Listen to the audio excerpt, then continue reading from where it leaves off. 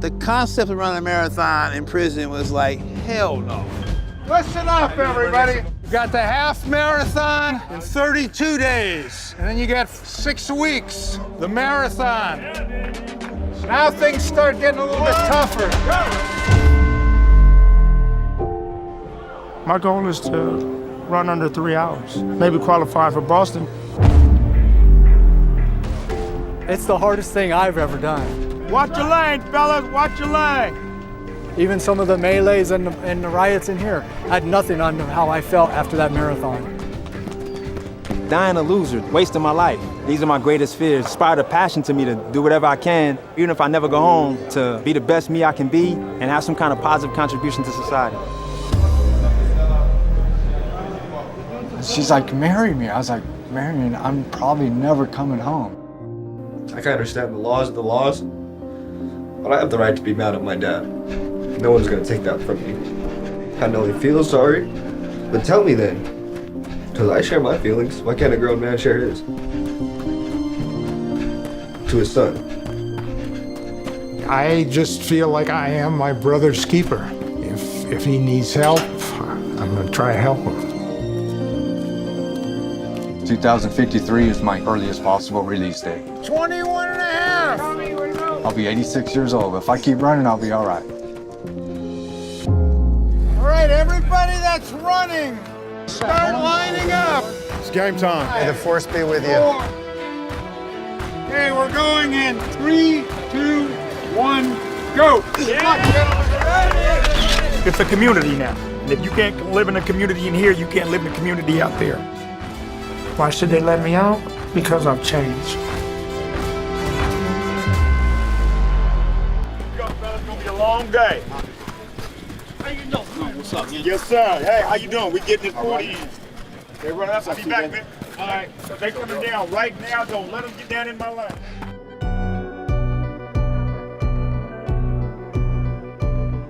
To an in-depth interview with outgoing chair of the Joint Chiefs of Staff, General Mark Milley. For the past 3 years, he has been the principal military advisor to President Biden, and before that, then President Donald Trump.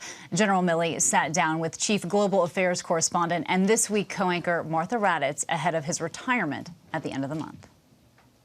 In his 44-year career, Mark Milley has seen great loss. Those 13 gave their lives so that people they never met will have an opportunity to live in freedom. Great triumph. There are now 31 members of NATO, and NATO is even stronger and united in the face of Russia's aggression. And no small degree of controversy, becoming one of the most well-known chairmen of the Joint Chiefs of Staff in recent history, like it or not. As one previous chairman told me, DC can be a contact sport. I grew up playing contact sports, and it can be rough sometimes. So you take your shots and you deal with it. If he's not a terrorist, don't worry about it. Milley spent 5 years in war zones, from Iraq, where I first met him, to Afghanistan, before Donald Trump chose him to be the nation's top military officer in 2019. You can rest assured that I will always provide you informed, candid, impartial military advice. That became an understatement. The Princeton-educated hockey player, known for his brash, blunt, and sometimes profanity-laced advice, makes clear his oath is to the Constitution, not politicians. I think it's very important that we in uniform stay nonpartisan, apolitical, and we stay out of politics. I think that's critical. It's fundamental to the health of the Republic. And he learned that lesson the hard way. In June 2020, Milley made what he quickly realized was one of the biggest mistakes of his military career. Who do you protect? After police forcefully cleared protesters fighting for racial justice in an area surrounding the White House, General Milley, in battle dress uniform, walked with Donald Trump across Lafayette Square, an image projecting clear political support. And I said at the time, and I'll say it again, I shouldn't have been there. I should have recognized it, and as soon as I did recognize it, I walked it away. But for days after that walk through Lafayette Square, Milley considered resigning. While he has not and will not talk about Donald Trump publicly, Milley acknowledged he has spoken to several authors of books written about Trump, books he says he never read. According to one, the divider, he wrote a letter of resignation to President Trump that he did not send, saying, "It is my belief that you were doing great and irreparable harm to my country. You were using the military to create fear in the minds of the people, and we are trying to protect the American people. You subscribe to many of the principles that we fought against." You thought about resigning. You did not. I thought at the time it was a consideration of mine, but several people counseled me, and they reminded me that an officer, a commissioned officer, resigning is the consummate political act, and that it's our obligation to stay out of politics. And if I were to resign, then that would be a grave mistake, and it would be putting the uniform even more into politics.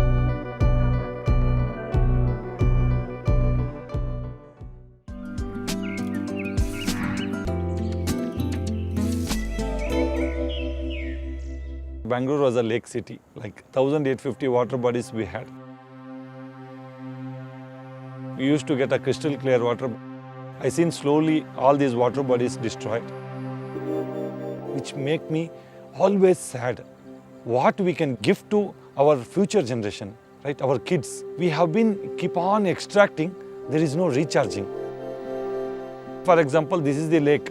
It is a dry, dead lake condition. Last 40 years, there was no single drop of water in this. And it was a barren land. People used to play cricket in this. I am Anand Maligwar from Bangalore. I'm working as a lake conservationist, trying to bring dead lakes back.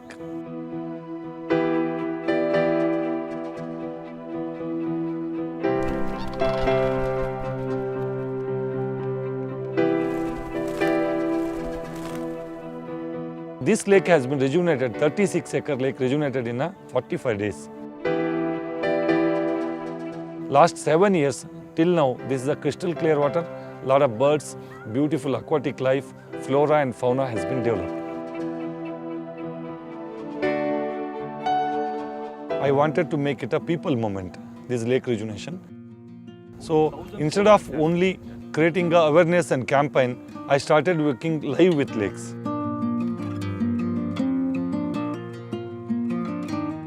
When we restore the water bodies, when we create afforestation, community plays a major role in it. So they are the owner of it, they are the user of it. So we should educate them, we should engage them, see that they take a ownership. Then only such projects will sustain much longer time. These water bodies not only surface water, they recharge the underground. Also, they create a microclimate.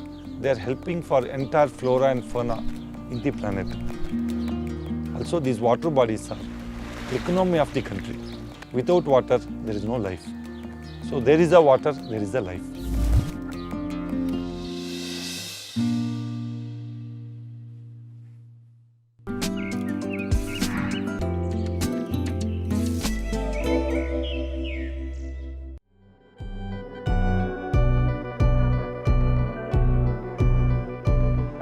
Several tours as an Army Ranger in Iraq and Afghanistan, and then several years in Eastern Europe as a Green Beret, my next guest thought his military days were over and he decided to go to graduate school.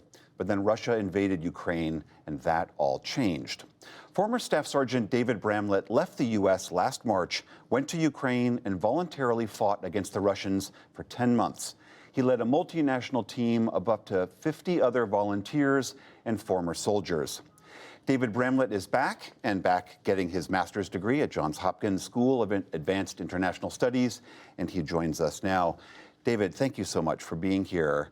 Can you explain a little bit more about the decision you made? You seemingly had put your military life behind you, you're in graduate school, but that all changes. Why? Yeah, so I was sitting in graduate school, we were talking about Ukraine. With my previous military experience in the Green Berets, I thought I could sit in class and talk about Ukraine, or I could actually go over there and do something about it. So I did. And it was the fact that the Russians had illegally invaded another country, that's what stood out to you? Yeah, to me, this conflict is black and white. And after serving in Afghanistan and Iraq 3 times, I felt that it was time for me to go put my skills to use in a conflict that was good versus evil, in my opinion. This is as clear-cut as it gets. I think it's probably the most righteous conflict, most righteous war that I'll see in my lifetime, to be honest. This is democracy in Europe we're talking about. Right. We need to stand up and fight against tyranny, essentially. Right. Given you're over there volunteering your services to the Ukrainians, you've got a very unique perspective that I think a lot of us are curious about, one particular thing.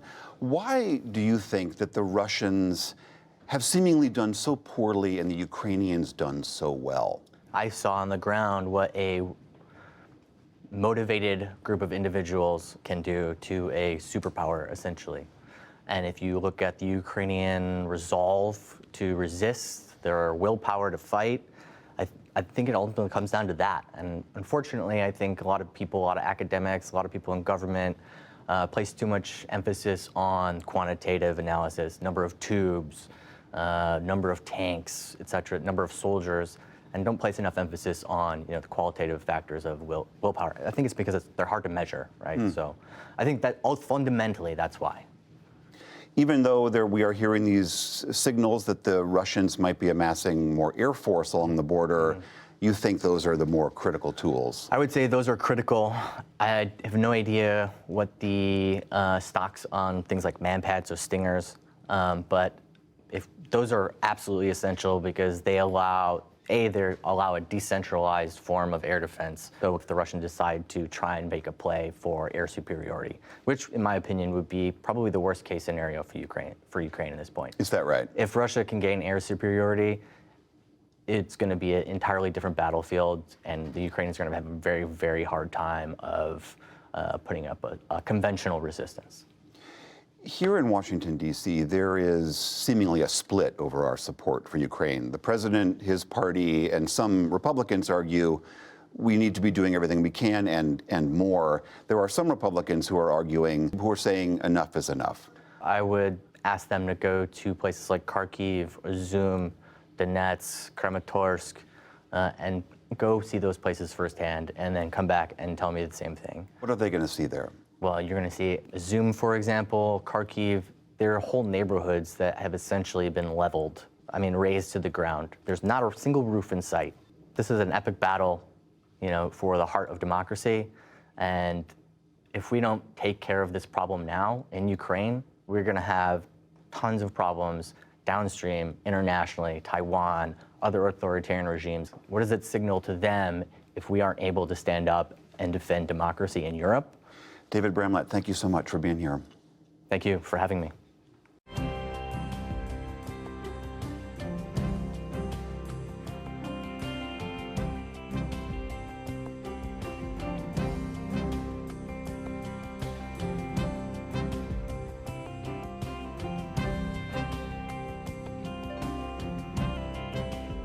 Now to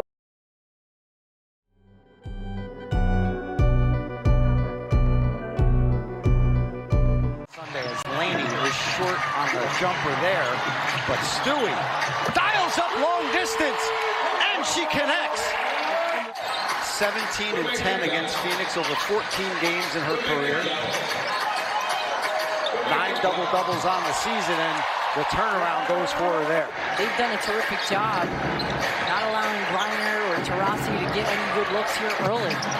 It's easy to have assists when your teammates are making bucks. Brianna Stewart does a nice job here, just relocating after she passes to Sloot, and somehow she had a little window to get her shot off. Doesn't need much space, and you got to be there on the catch with Stewie because she's just phenomenal. She's so tough.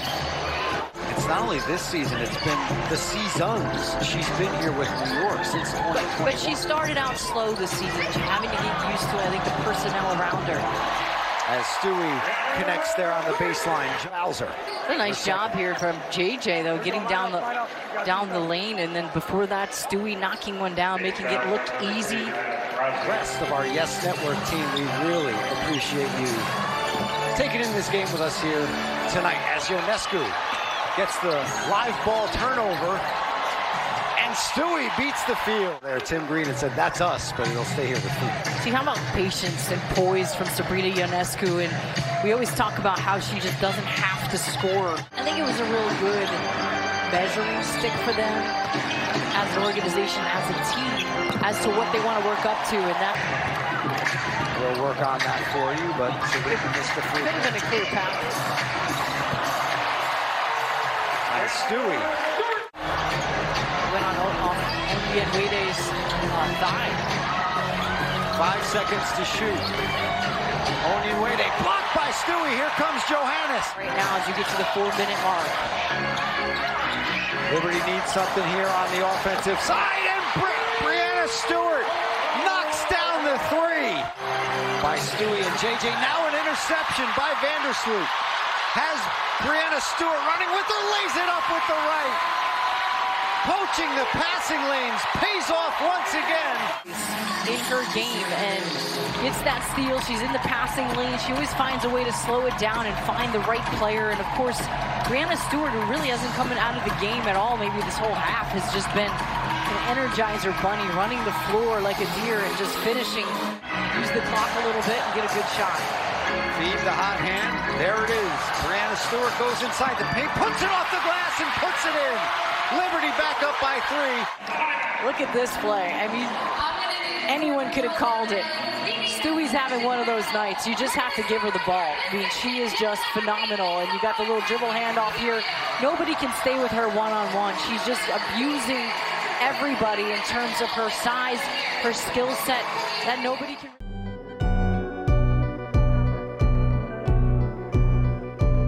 And liftoff.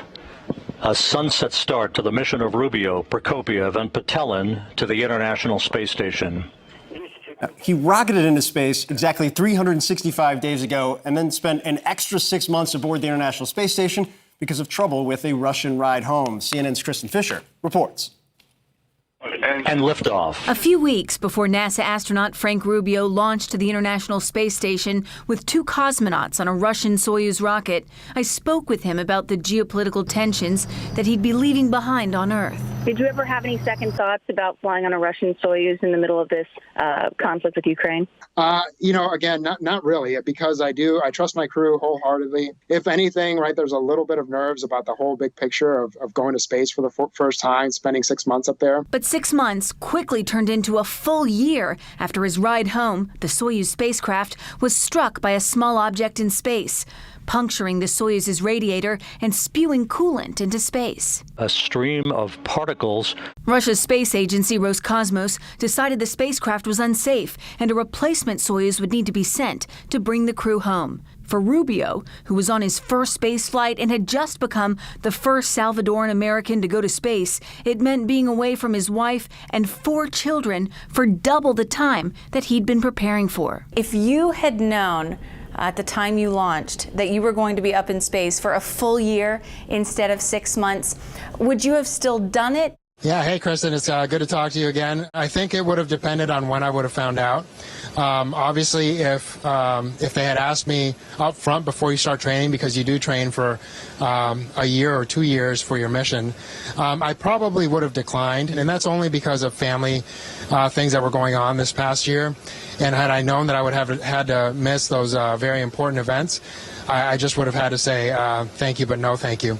But once you commit to the mission, once you're part of the training, I would have been committed to the mission. By the time Rubio returns to Earth next week, he will have been in space for 371 days, longer than any other American in history. 3 spacewalks, conducted dozens of science experiments, but perhaps the most interesting experiment for this Army doctor turned astronaut is the one that Zero Gravity has been conducting on his own body. The reality is we're not standing, we're not walking, we're not bearing our own weight, and so it'll be anywhere from 2 to 6 months before I essentially say that I feel normal. And normal is exactly what Rubio's craving, spending time with his family and time outside these walls on Earth. Up here we kind of have the constant hum of machinery that's keeping us alive, and so I'm looking forward to just being outside and enjoying the peace and quiet.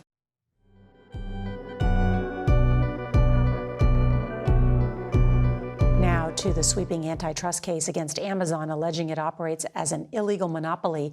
A federal lawsuit filed today accuses the e-commerce giant of strong-arming small businesses and harming consumers. CBS's Jolene Kent has the details. The Federal Trade Commission is taking major legal action against Amazon, calling it a monopoly power. The agency, along with 17 state attorneys general, filed a landmark lawsuit in Seattle federal court today, alleging the online shopping giant exploits its monopolies in ways that enrich Amazon but harm its customers. The FTC claims that Amazon stifles competition by charging sellers like small businesses higher fees, which causes online shoppers to face artificially higher prices, even when shopping somewhere other than Amazon.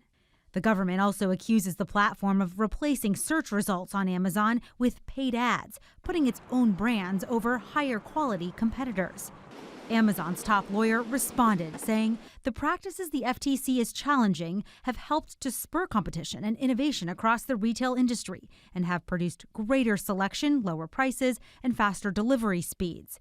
The lawsuit filed by the FTC today is wrong on the facts and the law. If the FTC wins against Amazon, how will things change for shoppers? You're going to see lower prices. Not just lower prices, but you're actually going to have choices. You might see a lower price on one site than on a different site.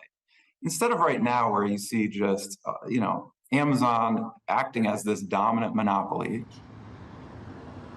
When I asked, the FTC declined to say whether it wants to break up Amazon, but it is seeking structural relief, which could mean the company selling off some of its parts. But for now, there is no court date set, and Amazon says it is ready to make its case in court. Nora? Fascinating story. Jolene Kent, thank you so much.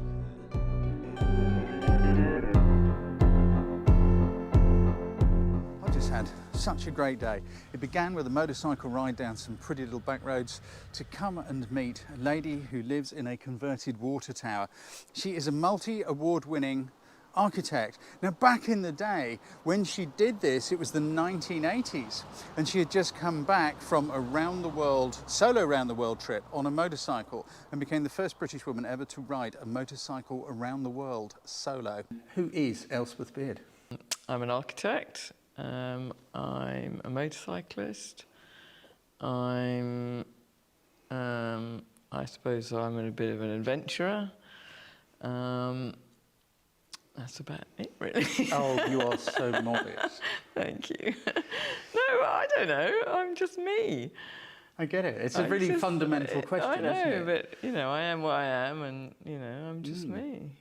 The start of your journey at Heathrow, you were going to go to the States to catch up with your motorcycle that had already been shipped. You were terrified.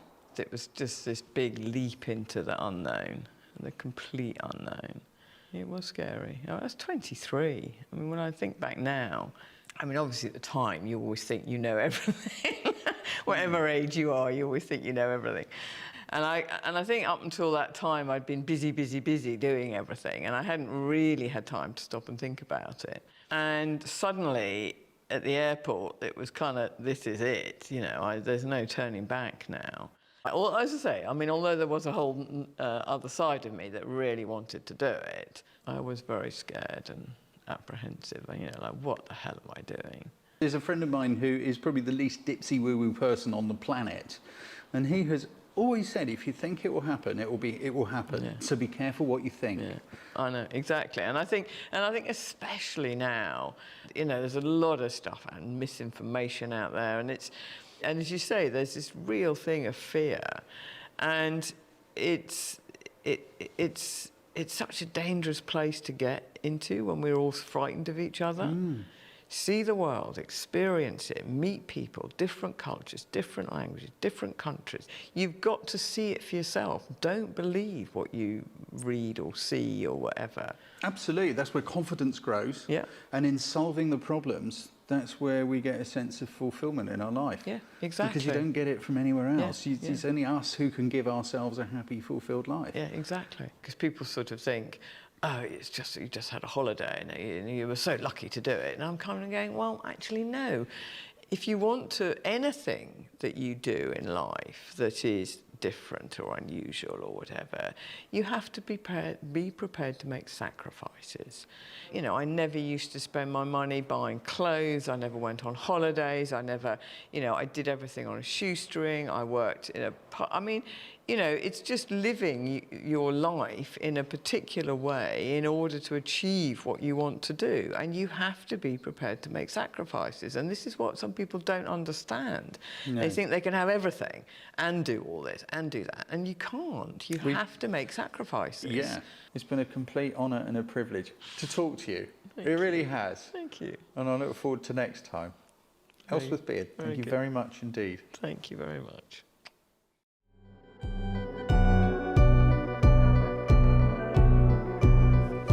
Along the tracks of a commercial train station, dozens of Central Americans run to secure a place in the freight car.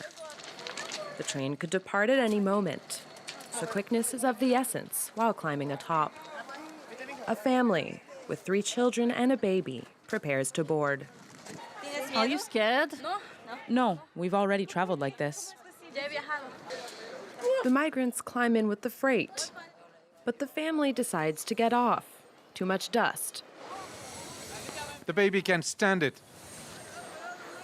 With no advance warning, this train leaves the station. Latecomers make the dangerous run to get on board what's been called the train of death. Moving around comes at a risk as the train picks up speed. We have a mattress, blankets, some water. Others only have a change of clothes. As the train passes through villages, more passengers climb aboard. The freight cars are loaded with corn and metal. Migrants hang on tight, their legs dangling. Throughout Central America, this train network is called La Bestia, or the Beast. We call it the Beast because it shakes you up. It's dangerous. You could fall off. It's like trying to mount a bull. The train winds through the jungle. It's one of the most dangerous parts of the journey. They lie flat on their backs to avoid the branches. But injuries are commonplace, including loss of limbs. A man with one leg wants to climb aboard.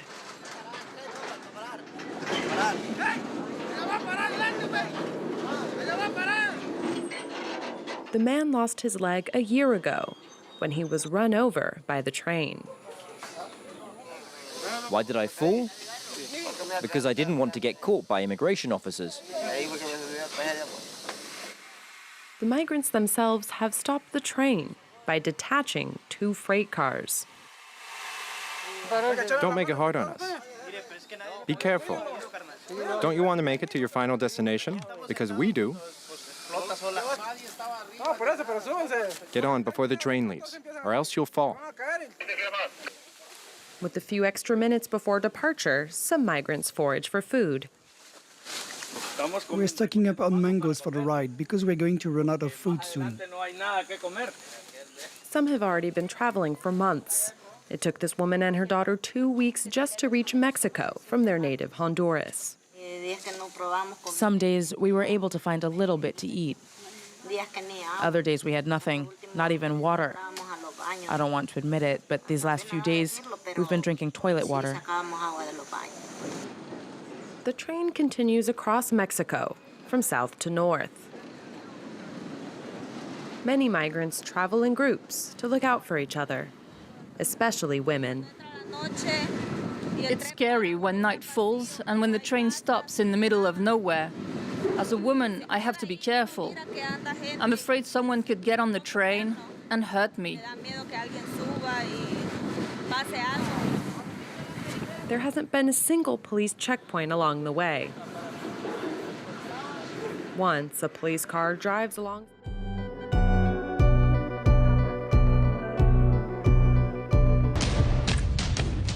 Let's talk about a 2024 race you probably have not heard about yet. The governor's race in Montana. First-term Republican Governor Greg Gianforte has not said if he plans to run again. He won by about 13 points back in 2020. But one key detail about Montana, It is the #1 state in the country when it comes to gun ownership per household. Nearly 2/3 of adults there live in a home with at least one gun. That is what makes the new entry into the governor's race so very interesting. His name is Ryan Busse, and he is running for the Democratic nomination. He used to work as a firearms executive, but has since become a critic of the gun industry. So the question is, can a gun safety advocate win in a state with one of the most well-armed people in the country? Joining me now to discuss, the man himself, Ryan Busse. He's the author of Gunfight, My Battle Against the Industry That Radicalized America. He also serves as a senior policy advisor to Giffords, the gun safety nonprofit led by former Congresswoman Gabrielle Giffords. I'm so glad you're here, Ryan, and I want to make it very clear. You are not anti-guns. You're a gun owner. You're a hunter. You hunt with your sons, but you're a big gun safety advocate. Can someone with your stance on the gun industry win in your state? Yeah, they absolutely can. And thanks for having me, Steph. Great to be here tonight. Look, there isn't a single responsible gun owner in this country that thinks it's okay for kids to get hurt in schools. There isn't a single one that thinks it's okay for radicalized jackwagons to march up and down the streets with loaded AR-15s, scaring kids or trying to intimidate people. There isn't a single one that thinks it's okay that gun-fueled radicalization pushed a lot of people to do what they did on January 6th. So I'm here to represent responsible people, responsible gun owners. I'm one of them. I was hunting with my son just a couple days ago. I hope to do it again. I own lots of guns. And I'll tell you what, I think I'm to the right of really radicalized people on guns. And I'll tell you why, because I will do what is responsible to save our rights, to save our democracy. And that's what decent, responsible people do. Not representing radicalized jackwagons. All right, for people, Ryan, unlike our team who are not familiar with you and your background, can you explain your journey from someone who worked within the industry to the position you're in now? Yeah, I grew up on a ranch. I grew up outside of a town of 641 people. I graduated with 16 kids. A lot of my best times in my life have been spent with guns, you know, hunting with my dad, my grandfather, my brother, now my own sons. And that's the way a lot of lives for a lot of Democrats across the country are. And I think a lot of coastal Democrats have lost touch with the sort of cultural connections that people like me have to guns and so many other things in our lives. And so I'm not about, doing away with any of that. In fact, I'm all about celebrating it. I got into the gun industry after I graduated from college, and for the first few years in the industry, it was really a dream job for me. But I saw radicalization, really dangerous radicalization, take over the industry, and now I'm seeing the same thing happen in our state, and I've got to stand up and do something about it.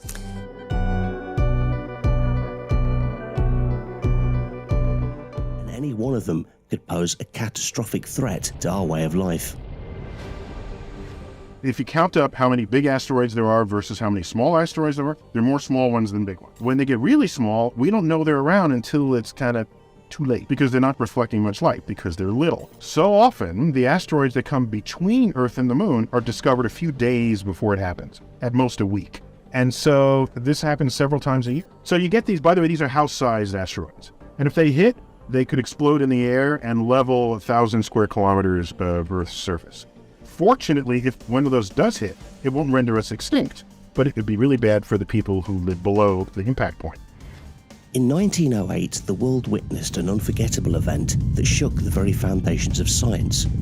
It was the Tunguska event, an explosion that flattened an estimated 80 million trees over a vast area of forest near the Tunguska River in Russia. This explosion is attributed to the meteor air burst, where a stony asteroid about 50 to 60 meters in size exploded at an altitude of 5 to 10 kilometers.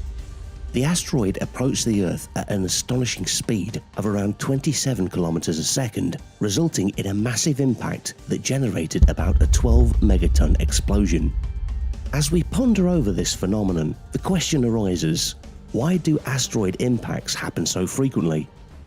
A gigantic football field-sized asteroid named 2019 OK made a close pass by Earth, coming within a mere 40,000 miles of our planet's surface. This massive space rock estimated to measure between 195 and 425 feet in diameter, zoomed by us at an incredible speed of 61 times that of a commercial jet. The shocking part? Astronomers had very little warning of its approach, only discovering the asteroid days before it made its close call with our planet. Now, you may be wondering, what would have happened if 2019 OK had collided with Earth? Well, let's put it this way. This asteroid has been dubbed a city killer. To give you some perspective, the asteroid that hit Chelyabinsk, Russia, in 2013 was only 20 meters across. 2019 OK, on the other hand, is estimated to be around 100 meters wide. According to NASA, an asteroid of this size coming this close to Earth only happens about twice a century. So it's safe to say that we witnessed something truly extraordinary. But there is another asteroid named after the Egyptian god of chaos, Apophis. The people worry it might come even closer to Earth. Apophis, it's about 300 meters across, and if you sort of measure that out with corresponding sizes of structures, it's about the size of the fully open Rose Bowl. So if that hits, the most likely place it would hit would be the Pacific Ocean, and it would raise a 50-foot tsunami that would wipe clean the west coast of North America. But no one has to die because we would predict when this happens. We would know it. This is the good thing about the laws of physics. You can predict the future in ways that protect your life, extend your life expectancy. So you clear out the west coast and then you watch it happen, and it could be quite a spectacle. So that's not extinction level either. It's just very damaging. It would do $1 trillion worth of damage. We know the size of an asteroid that would do very bad things, and it's about 1 kilometer across, a little more than a half a mile across. That size asteroid would disrupt civilization. It could disrupt the food chain, the transportation channels, things that we rely on for modern living. So we would need to rebuild what our modern culture of human life on Earth would be. And you get to 10 kilometers, then you've got 10 kilometer size, you've got extinction level asteroid, about the size of Mount Everest. Now that's much smaller than Earth. And in the old days, we thought it would just leave a crater and you were just unlucky enough to be where the crater hit. But we learned that the stuff it thrusts into the atmosphere blocks the sun, cloaks the Earth, knocks out the base of the food chain because photosynthesis can't unfold, and a wave of extinction percolates across the tree of life.